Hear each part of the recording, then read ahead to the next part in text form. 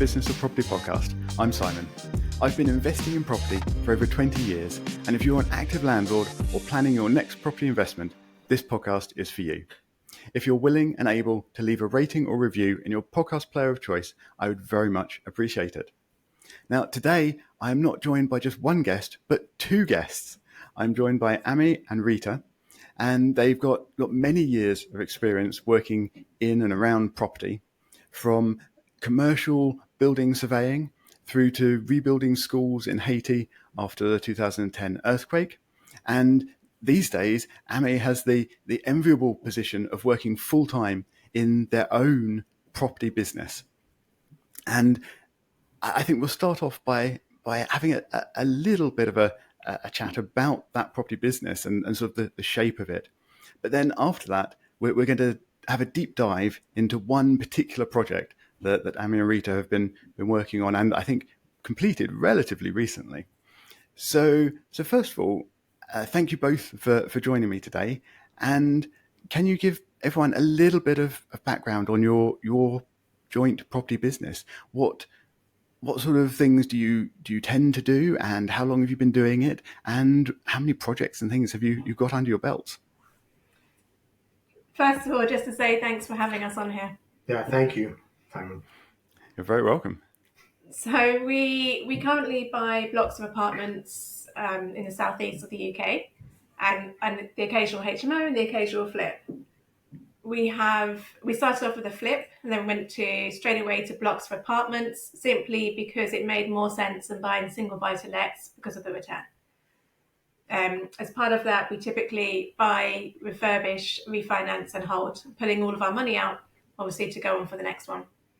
We always going for the Holy Grail to get all our money out, and so far we succeeded almost every time. Mm-hmm. And then you asked about what we have at the moment. So we're currently refurbishing a townhouse into 4 apartments, and we have just finished a couple of refinances. So we're actually actively putting in offers and trying to find our next projects whilst we manage the conversion project. Run. So how long have you been doing this for, and how many projects have you got sort of behind you already? So at the beginning we had basically, like I think everybody else, we had like a rental property which we used, and we used that when we grew from that. So we started doing it full time from 2020 full time, but before that we always were in the area, as you said before, learned all the time, and grow our knowledge to be as good as it can be. Yeah, and we got our first rental back in 2017. And obviously, being a surveyor myself, I've always been interested in the property industry. But it's a typical thing of agents tell you, oh, no, there's nothing out there anymore. It's only the builders that get the good deal. Just forget about it. So I moved to Haiti to do humanitarian work, and I kind of forgot about the dream. And then when we came back to the UK, we looked into it more again.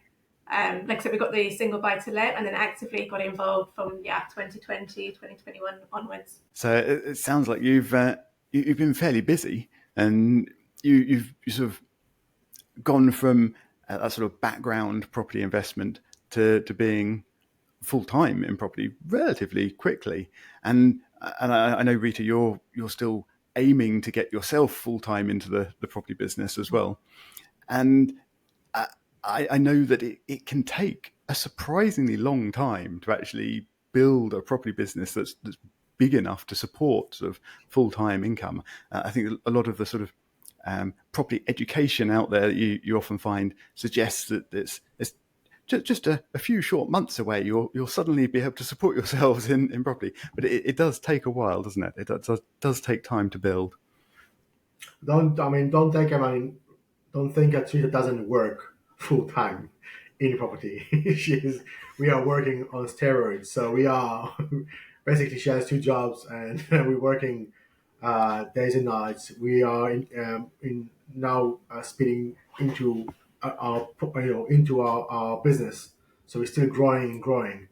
So, but we are working very hard behind it, and it's not in a few months, as you suggested. Yeah, I don't think we've met anyone who who makes it in a few months, 6 months, like you read in these property magazines or you see in podcasts. No, we've not met anyone who's actually done that, have we? No. No, I think it is exceptionally unlikely and difficult. You forgot So, also to mention the children that, while we were doing this, so we had children. So basically, our first child was born in 2020, which is the time we started, and that was a part of the process, our process to go into property. yeah. So basically, what you're saying is between you've got sort of 3 or 4 jobs that you're juggling. I think it's yeah. I can imagine that's been quite hard work. And I mean, we first met many years ago now, actually, and I think it's amazing what you've achieved in that time. So certainly, I think you guys put me to shame.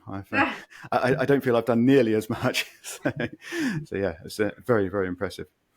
So let's dig into this project we're going to look at today, and it's a block of flats. Well, it was a block of flats, and it still is a block of flats. But you have improved it while you've had it. But let's start at the beginning. So, were you looking specifically for a block of flats when you found this one? Yeah. Yes, we did. So we know that because it's not our first block to buy, so we know from experience that this works well for us because more bang for your buck. You do one transaction and you get 4, 5, 6 units out of it. So we knew it's what we wanted, but also so this one was at auction, and we have a property literally just a few doors down, the same construction, the same almost layout. I won't carry on too much because I don't know what your next question is. But yeah, so we knew we wanted a block of apartments and we knew we wanted this one, even though we couldn't actually see inside it before we bought it. So we bought a blind essentially. But yeah, we did look for a block of flats. Basically, it worked for us as a strategy because we want the comfort of a buy-to-let and income of an HMO. We didn't want to, the hassle of HMO. We do have HMOs, but it's something we prefer to do to get that. Yeah, I don't blame you. The strategy of flats in a whole block rather than individual flats. I mean, it is something that I've looked at enviably in the past, and never quite been in the right situation to find the right project or the right property. But yeah, I think it's a brilliant idea because, as you say, it's got multiple streams of income in the one property, like an HMO, but it's got the sort of completely separate units like standard buy-to-let, so you don't have to worry about lots of the sort of tenant interactions that you have with HMOs. So yeah. But also, Simon, just on that, you don't have the high energy costs because obviously at the moment a real killer for HMO owners is the amount of money they're having to pay on the electric and the gas.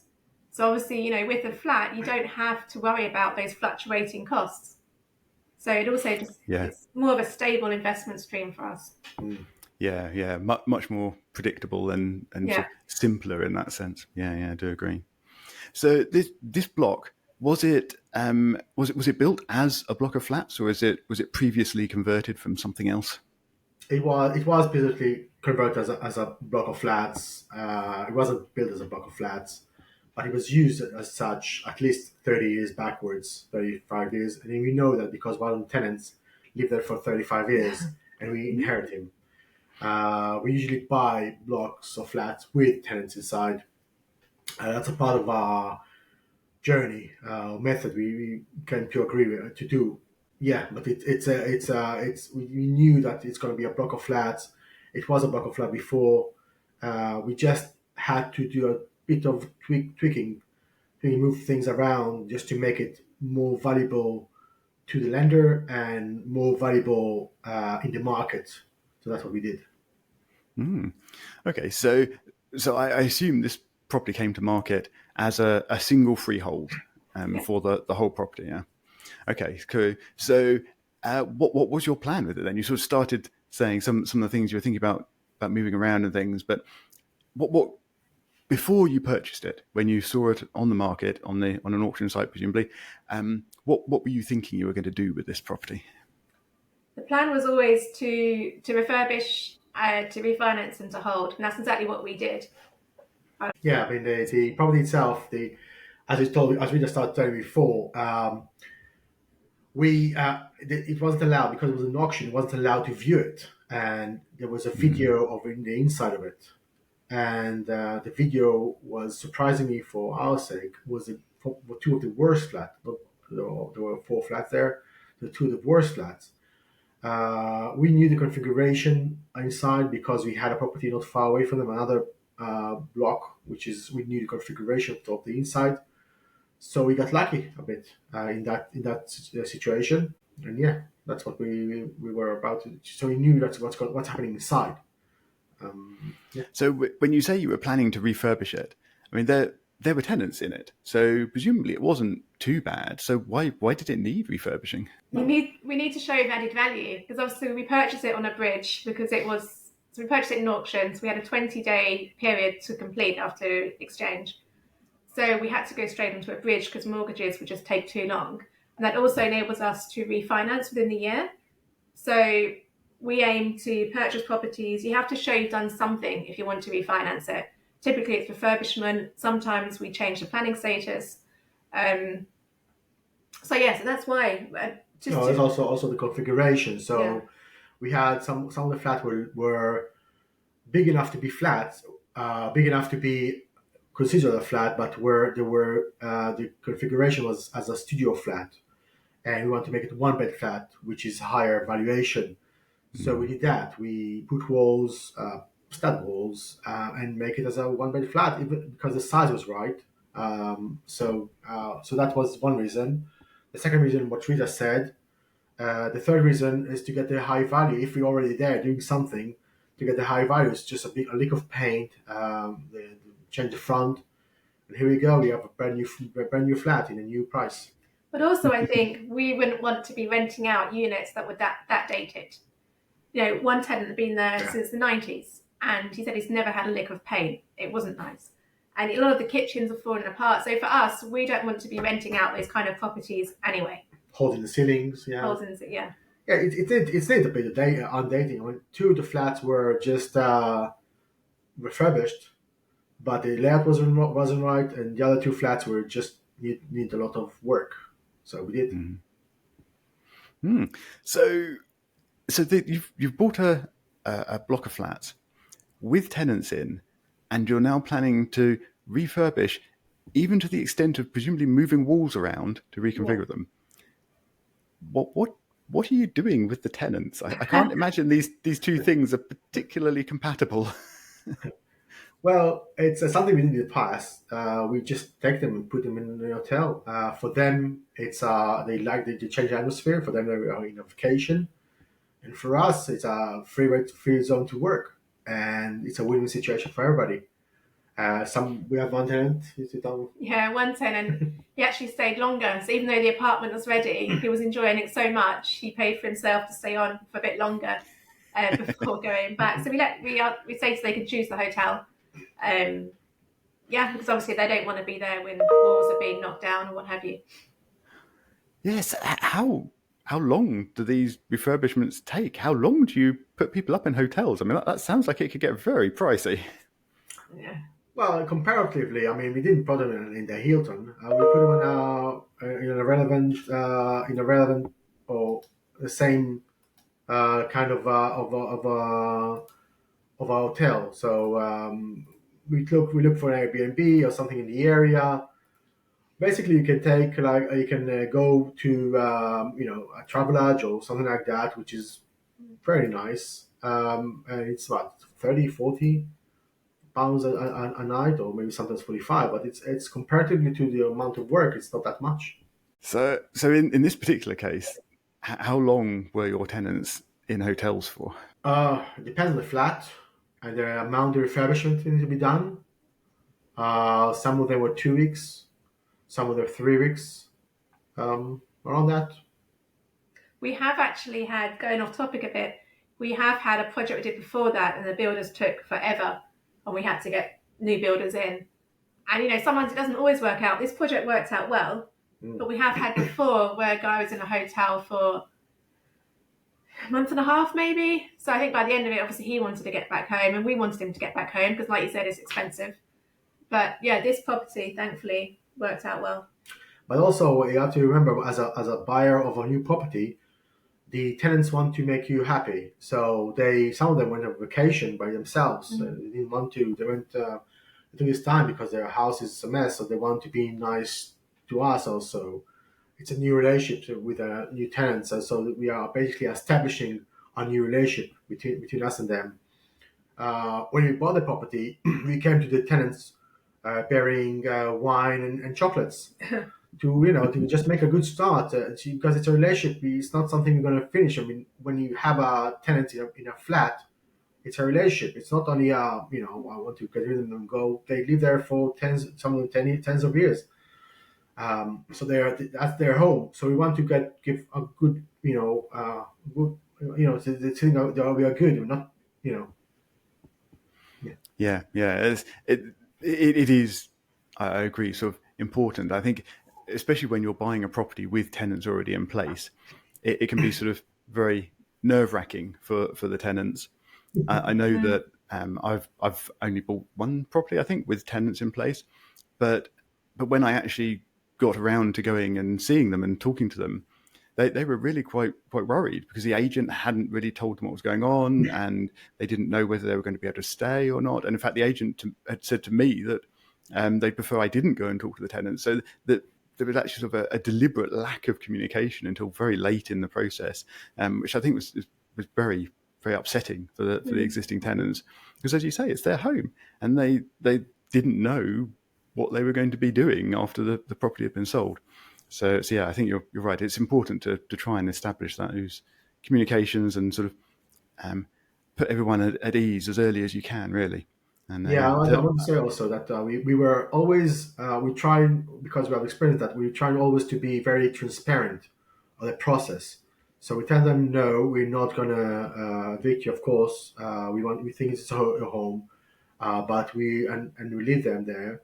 But we tell them we are going to refurbish it, and we are going to get the rent up after we refurbish it, because we refurbished property. But it will take a few months. So they have the option to do whatever they want. They can stay, they can go, but we give them the option. So what sort of level of rent increases were you looking at on this project? Were they very below sort of market, or They were they close they already? were quite below market, and we've done gradual increases over time. But I mean, the rent that we bought it up wouldn't have covered the mortgage, Simon. So we did increase one of the guys' rents, and he said, "Well, it's not my problem. The mortgage rates have gone up." I'm like, no, it's not, but we have to cover our expenses. So yeah, so we tried to do it not crazy high, but enough. It's a business; you've got to cover your outgoings.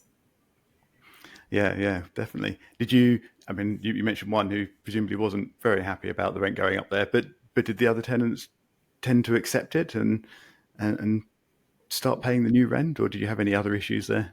Yeah, no, one lost his job, so he moved out, and the other two have stayed, and they're paying the new rent, and they just keep saying how happy they are with the refurbishment. And now, yeah, both of those were studios. Well, one was a studio, one was a very small, weird configuration. So yeah, even now they keep saying how happy they are with it. So yeah. Oh, excellent. The one that had been there for 30 odd years or whatever, are they still there, Yeah, or are they one of the ones that moved out? Still there. Still They're there. still there. Yeah, Fantastic. So, he's 85. wow, that's yeah. He probably really wants that to just be their home. Then they're not planning any big life changes at that point. So, yeah. So you've got this property. You've planned a refurbishment, and it sounds like the refurbishment went fairly smoothly. How long did that whole sort of refurbishment process take, where you moved your tenants out and moved them back in and what have you? How long was the work in the end? The work itself took only 3 months, about 3 months, 3.5 months. We signed a contract. In the past, we didn't, but we learned the hard way that the contract is very important to With sign the builders. with the builders. So we signed a contract. We also had a project manager on field to manage it, but we had uh, party success with her. But it took 3 months, the refurbishment. side of things. About 3.5 months, the refurbishment of things. But the whole process was the year, Simon. So obviously we got the bridge for a year. And it took a while to find a new team because, like Ami said, our builders from previous projects had gone back home to Poland, where they're from. So we had to find new builders. That took a while. And then the refinance took forever. So even though we applied, I think 6 months before the end of the term, maybe. So we were trying to be really diligent and, spot on. Yeah. But last year with lenders, it was crazy. It's not our only refinance, it took forever. So in the end, we wore that, the good year where we were trying to be less. For a long time. It's just as well you had some tenants in there. Yeah. Man, the work for them, the works was only 3 months, so it was okay for them. But the thing is, we just changed. I mean, the team, our building team, which I usually work with, it was unfortunate that just went back to the country. Things happen. That's our business. Things always happens. If they can happen, they probably will happen. So yeah. Right. So I'm interested. You had a builder or a build team that you hired for the work, and I know you've got sort of experience managing sort of projects and indeed some quite big projects between you. Why did you decide to bring on a project manager for it as well? Well, we're looking for. I mean, we want to work more on the strategies. This is tactic for us. I mean, we knew what we were going to do. So we try to look at the big picture, the strategy. So our strategy is to enlarge our portfolio. So we try to do that. That's what basically to free me to project manage the builders and everything for that. Would you do it again? He's a project manager. Yeah. Is this something you feel worked well enough that you do want to carry on with that? Yeah, because Ami's managed some of our previous projects. And it takes up too much of his time. And we're trying to, like Ami said, we're trying to get more looking at the strategy, finding new deals, new opportunities. So it's too time consuming to also be on site all the time, overseeing the works to the extent that we want to do it. So yeah, we're outsourcing more and more of the business to tasks that we can outsource. We're looking to outsource so we can focus on the things we want to be doing more. It's got to be a plan, hasn't it? Our end goal is to just have a property that a project, a business that works. So we are in the area that we try to get ourselves out of the tactics and do more strategic stuff. That's what we are. Yep. Yeah. So it's got to be the plan, hasn't it? To be sort of moving yourself up in the business, if you like. Yeah. So you've got the refurbishment done. You've struggled a little, but got the refinancing done as well. Along that way, or along that the sort of path, you've increased rents for the tenants, but a couple of them have left. Mm-hmm. So you've then had to re-rent a couple of these flats. Now they're sort of effectively new and shiny looking flats. So presumably they rented pretty quickly. Did you have any issues there or anything? Yeah, so we found people were expressing a lot of interest, but at the moment, a lot of prospective tenants are struggling to get through referencing. So it actually took longer than we thought it would because a number of people have got either CCJs or they're not earning enough to get past the credit checks. So even though a lot of people were interested, when it came down to it, it did take longer than we thought. I mean, they're filled now, but it did take longer than we thought to find tenants for those two. Yeah, when I rented a house a few months ago now, I had lots of interest from it being advertised. I had lots of people come and view. I had lots of people express interest. But the first person that I decided to try and sort of follow up with, as you say, failed the credit checks. Yeah. And I think this was a surprise to them as much as it was to me. So I do wonder how are people sort of not aware that they're not going to pass the credit checks? Were you finding people were also surprised that they didn't pass these checks? Or I think the level of salary needed was a surprise to people that it wasn't enough. We were surprised too. Maybe we're using a really stringent company, but yeah, a lot of people have been failing for that reason. And then the company recommends a guarantor, and not everyone has guarantors. Mm. So it's a problem. Yeah, definitely. What did you do in those situations? Did you just sort of say to the tenants, "I'm very sorry, you have to go away," or did you sort of take on the approach of, well, maybe you can prove income other ways, or as you say, find a guarantor, or what was your approach for dealing with that? Well, I have to say we did because we were so surprised. We actually asked our friends investors what did they do, and we got various answers. Some of them, we have to look at the reference and look at the amount of the salary. If you think that's enough, don't take the referencing company's word for it.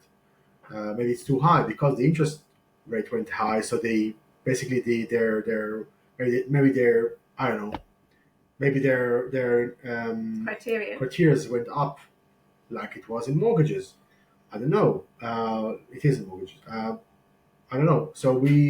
But at the end of it, we just looked for the right person. We did look for the right person at the end because we had so many people. Really, we had tens of people. Actually, 100, more than 100 actually. We had interested in the flats in a very short time. But you probably know yourself, Simon. You say yes to someone, and then you stop all the others, and you go through the process of getting them credit checked, and then they fail it, and then you feel like you're almost starting again because the people on the waiting list have now found something else. So it's that, but it's fine. Yeah, exactly. And each person adds a week or so to go through the process, and you're right. And luckily, in mine, I went back to sort of a second choice on the list, and they were still looking, so it did actually work out. But yeah, you're right. If you've got those gaps in, people aren't necessarily still around, and you have to start all over again, which is frustrating. I suppose I should actually sort of clarify. Am I right in thinking that you self-manage your properties? Yeah. Yeah. Yeah. We did have one agent. Obviously, we had a managing agent for, but we sold that. So we self-manage over here. Yeah. Do you use any kind of rent guarantee insurance or anything like that, where you have to have a past sort of credit check? Insurance. Rent insurance. Don't think no. No, we haven't. We obviously think about it occasionally, but we haven't. Yeah, it seems like it can be quite expensive, and it just seems like it's probably unnecessary. Certainly, when you've got a slightly bigger portfolio, where if one person struggles to pay, the chances are other people will be fine. So you can sort of balance the risk. But I think in much smaller portfolios, it sort of a single property or maybe two, then maybe it could be useful. I think also it depends on the portfolio of your renters. I mean, as I told you, all our properties are shiny a bit in the area, so they're not people that will not paying. We had those to evict in previous properties we bought, but today the people we have in the property, even though you never know, of course, you never know who's who, but we do have more shiny, high level properties in the area. But also,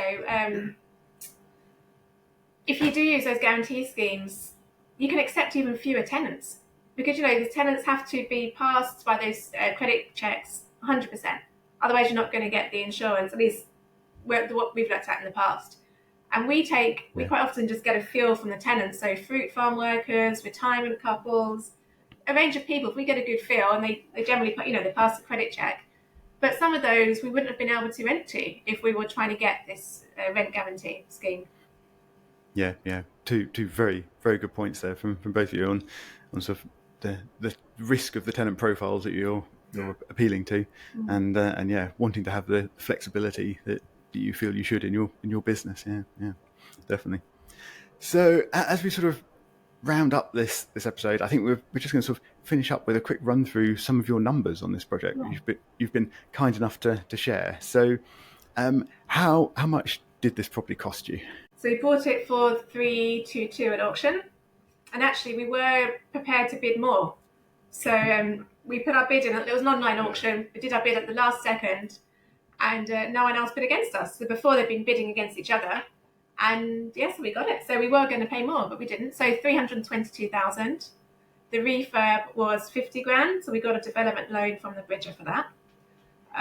You asked before about finance costs. It was just over 34, meaning that. So just to clarify, that's £34,000 Yeah. interest on the finance you borrowed. Well, the admin fees, the interest. Obviously, because it's tenanted, you're getting the rent roll income. Yeah.